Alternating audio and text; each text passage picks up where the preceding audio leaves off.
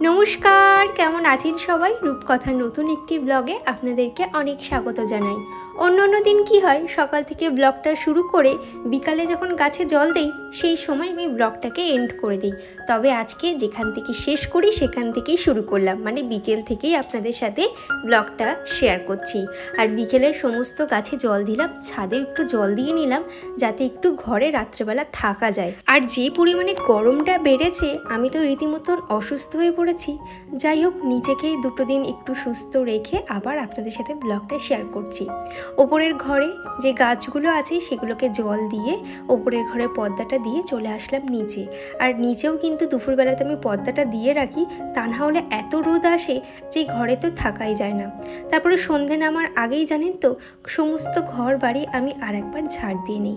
সন্ধ্যের সময় নাকি ঘর ঝাড় দিতে নেই।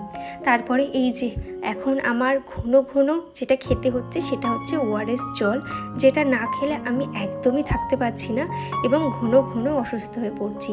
আর এই প্রেশার লো ব্যাপারটা কিন্তু আমার সি সেকশন হওয়ার পর থেকেই শুরু হয়েছে। আমার মেয়ে হওয়ার পর থেকে, মানে আমার ডেলিভারি হওয়ার পর থেকে আমার এই ব্যাপারটা কিন্তু চলেই আসছে, যে কারণে অতিরিক্ত খাটাখাটনি বা গরম পড়লেই এই ব্যাপারটা কিন্তু আমার হয়, প্রেশার লো ব্যাপারটা। সেক্ষেত্রে আমার একটাই উপায়, একটাই সাথে, সেটা হচ্ছে ওআরএস জল। তারপরে ফেস ওয়াশ করে নিলাম, তারপরে একটু মুখে একটু টোনার লাগিয়ে নিচ্ছি। এটা হচ্ছে আরবান বোটানিকের একটা রোজ ওয়াটার, যেটা সব সময় আপনাকে ফ্রেশ রাখবে এবং মুখটাকে ঠান্ডা করে রাখে। তো এটাই আমি মাঝে মধ্যে লাগাই যখনই ফেস ওয়াশ করি। তারপরে দুপুরবেলা যে বাসনগুলো ছিল সেগুলোকেও আমি জায়গায় রেখে দিচ্ছি। আজকে আপনাদের সাথে আমার এই বিকেল থেকে রাতে ঘুমাতে যাওয়ার আগে পর্যন্ত যে কাজগুলো সেগুলোই আপনাদের সাথে শেয়ার করব। এবং যেমন আমি দিনের বেলাতেও ব্যস্ত থাকি, রাতেও কিন্তু টুকটাক আমি ব্যস্ত থাকি।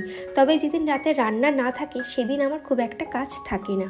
এখানে চাও করে নিচ্ছি, চা খাবো আর মাম্মামকেও খাওয়াবো। সুদেশনা লাইফস্টাইল ব্লগ দিদিভাই আমাকে কমেন্ট করেছে, এতটুকু বাচ্চা নিয়ে তুমি যে এত সুন্দর ব্লগ করো, সত্যি ভাবি সময় কখন পাও। ব্লগের এডিট করা, থাম্বনেল বানানো, প্রচুর কাজ। যাই হোক, এইভাবেই এগিয়ে চলো, পাশে আছি। আর তোমার ব্লগ বলতে তোমার ঘর পরিষ্কার করা সত্যিই খুব প্রশংসার দাবি রাখে। থ্যাংক ইউ সো মাচ দিদিভাই এত সুন্দর একটা কমেন্ট করার জন্য। আর বাচ্চা যেহেতু আছে, আমার শাশুড়ি মা কিন্তু আমার মেয়েকে সবসময় টেক কেয়ার করে এবং ওকে খাওয়ানো, ঘুম পাড়ানোর দায়িত্বটা আমার। আর সব সময় মানে আমার মাম্মামের খেলার সাথী বলুন আর যাই বলুন, আমার শাশুড়ি মাই কিন্তু করে, যে কারণে আমি সংসারের সমস্ত কাজ একটু পরিপাটিভাবে গুছিয়ে করতে পারি। আর আমার মাম্মাম খুব একটা দুষ্টু করে না, মানে দুষ্টুমি করে না। বাচ্চারা এই বয়সে যতটুকু করার ততটুকুই ব্যাস। আর ওকে আমি সবসময় চেষ্টা করি ঘরের মধ্যে রেখে কিছু অ্যাক্টিভিটি মানে শেখানোর, যে কারণে খেলনা, তারপরে বিভিন্ন ধরনের জিনিস মানে বই, পেন্সিল, রং, এগুলোকে আমি ওকে দিয়ে রাখি যাতে ও ব্যস্ত থাকে ওইগুলোর মধ্যে। আর মোবাইল তো আছেই, মোবাইল ছাড়া ও খাবেই না, মানে এটা তো আমি ছাড়াতেই পাচ্ছি না। যাই হোক, এখানে আমি মুড়ি মাখলাম, মুড়ি মেখে সবাই মিলে খেলাম। আর এই যে এখন বানাবো ঘুগনি। আর এখানে আমি ঘুগনির জন্য সমস্ত জিনিস মানে পেঁয়াজ, আদা, রসুন সমস্তটাই আমি কেটে রেখেছি। আর জানেন তো, বোতলের মধ্যে যদি লঙ্কা রাখা যায় আর সেটা যদি ফ্রিজে স্টোর করা যায় অনেক দিন ভালো থাকে। বিশ্বাস করুন, আমি তো এই 2 থেকে 3 মাস রাখছি। সত্যি কথা বলতে লঙ্কাগুলো কিন্তু একদমই নষ্ট হবে না, না শুকিয়ে যাবে না পচে যাবে, খুব সুন্দরভাবে কিন্তু থাকে। ঝর্ণা রয় ব্লগস দিদিভাই আমাকে কমেন্ট করেছে, অনেক দিন ধরেই তোমার ভিডিও দেখছি কিন্তু কমেন্ট করা হয় না। তুমি এত সুন্দর করে ভিডিও বানাও, মনে হয় শুধু দেখতেই থাকি। সত্যি বোন, খুব ভালো লাগে তোমার ভিডিও। থ্যাংক ইউ দিদিভাই, এইভাবে আমার পাশে থেকো এবং যখন ভিডিও দেখবেন অবশ্যই একটা কমেন্ট করবেন। আপনাদের কমেন্ট কিন্তু আমার মনে জোর, জানেন তো। আর আপনাদের কমেন্ট পেলে সত্যি আমার ভীষণ ভালো লাগবে। এইভাবে আমার পাশে থাকবেন, এই ছোট্ট বোনটার পাশে থাকবেন।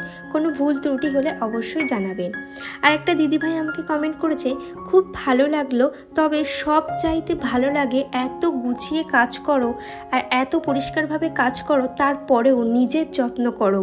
তো হ্যাঁ, সত্যি তাই আমি সবসময় ভাবি যে নিজেকে টেক কেয়ার করা বা নিজেই নিজেকে মোটিভেট করা যায় যদি নিজেকে ভালোবাসা যায়। যদি নিজেকে ভালোবাসা যায় তাহলে দেখবে সবাইকে ভালোবাসা যাবে এবং সব কিছুতে একটা আলাদাই এনার্জি পাবে। তো আমি সবসময় চেষ্টা করি নিজেকে সাজিয়ে রাখার, নিজেকে মানে সুন্দর করে মানুষের সামনে প্রেজেন্ট করার, আর নিজের প্রতি নিজের একটা আলাদাই যত্ন। তো যাই হোক, এইভাবেই আমি এগিয়ে যেতে চাই। আর আপনারা আমাকে এত ভালোবাসছেন তার জন্য অনেক অনেক ধন্যবাদ। এইভাবেই আমার পাশে থাকবেন। আর একটা দিদিভাই আমাকে কমেন্ট করেছে, সত্যি দিদিভাই, ছোট্ট বাচ্চা নিয়ে ব্লগ করা কিন্তু এত সহজ না। আমিও ছোট্ট মেয়ে নিয়ে ব্লগ করি, তবে রোজ দিতে পারি না, খুব সমস্যায় পড়ি। রোজ তো আমিও দিতে পারি না, তবে আমি একদিন অন্তর একদিন দিই। আপনিও চেষ্টা করতে পারেন একদিন অন্তর একদিন দেওয়ার। সেক্ষেত্রে কি হবে, আপনার কিন্তু প্রেশারটা অনেকটাই কমে যাবে। যাই হোক, এখানে আমার রান্নাবান্না শেষ হয়ে গেছে। রাত এখন বাজে প্রায় ওই 8:30 মতন। 9টার দিকে মাম্মামকে খাওয়াবো, তার আগে সমস্ত রান্নাঘরের কাজগুলোকে করে নিচ্ছি। আর টুকটাক যা কাজ থাকে আমার রাত্রেবেলা, সেগুলো আমি চেষ্টা করি রাতেই কমপ্লিট করে রাখার। তা না হলে সেই সকালে উঠে যদি আমাকে করতে হয় না, তাহলে সকালের কাজগুলো না অনেকটাই লেট হয়ে যায়। সেজন্য ভাবি যতটা পারি আমি রাত্রেবেলাতেই সংসারের কাজগুলোকে গুছিয়ে রাখার চেষ্টা করি। সুমা নাথ বলে একটা দিদিভাই আমাকে কমেন্ট করেছে, অনেক সুন্দর লাগলো তোমার এডিটিং দেখে, মন ভরে যায়। প্লিজ একবার লাইভে এসো এবং আমাদেরকেও তো এডিটিংটা শেখাও। আমরাও শিখতে চাই এবং শিখে তোমার মতন সবাইকে হেল্প করতে চাই। প্লিজ প্লিজ একদিন লাইভে এসো। তো অবশ্যই আসবো। আমার যেদিন 5000 সাবস্ক্রাইবার পূর্ণ হবে সেই দিন অবশ্যই আমি লাইভে আসবো এবং আপনাদের সাথে অনেক আড্ডা মারবো এবং সেই দিনই আপনাদেরকে আমি দেখাবো কিভাবে আমি এডিটিং করি। তবে আমার কাছে যেহেতু আমার একটাই ফোন, তবে আমি আপনাদেরকে বলে দিতে পারবো, মানে যতটা সম্ভব হেল্প করার আমি করব যে কিভাবে আমি এডিটিংটা করি।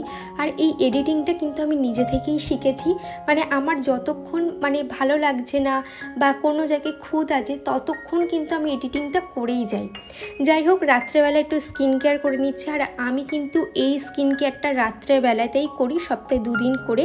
সেটা হচ্ছে আলুর রস আর সাথে একটু গুঁড়ো হলুদ, ব্যাস মিক্সড করেই মুখে অ্যাপ্লাই করে নিতে হবে। তারপরে ফেস ওয়াশ দিয়ে মুখটাকে ওয়াশ করে নিতে হবে।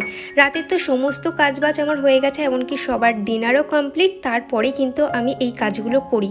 তো চলুন, আজকের মতন ব্লগটা আমি এখানেই শেষ করছি। দেখা হচ্ছে নেক্সট ব্লগে। ততক্ষণ সবাই সুস্থ থাকবেন।